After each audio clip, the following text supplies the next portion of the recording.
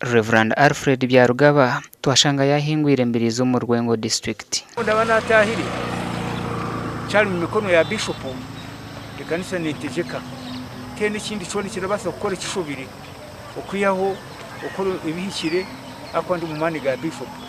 nambwenu ndibamanya hatungu natandika urugendo kuza kuramaga. Reverend Ogwaine emyaka 53 kandi yamarebero bina mu rugendo urabasa kumbuza ngo habwenki wakiri uri kuza na kana mugongo kuramaga umurundi gume nkase na mugongo nkaba nashomere ibyafayo ebikaba kamwanga yitire matazi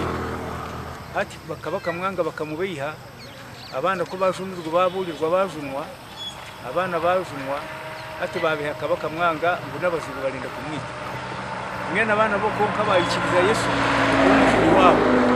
ogunagira nubwo ari abakizere kuramaga hona ngo kutambura tukwangu hino kwenda barukwehayo hamwe no kugumisererezo burihe umuburare bw'abaferire dini ukora amago kuturanye nebijere kuri hamufuru munonga nambwe nishashe bijere nishasha wena na ninjenda musongo nepikirizo bakwese baransinga abwo kuba itizeronga distance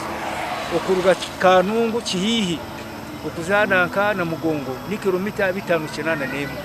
okwijuke kereke no kubaho burubiro bishatu byo kwezi kwa mukaga buri mwaka kandi abaramaje ku rw'mbicweka bya Uganda byona naheru yihanga nibeteranira hakashoze na mugongo kwijuka baferire dini barukwitwa kabaka mwanga owabira kabaka wa Buganda gasha kwa Sandeke William.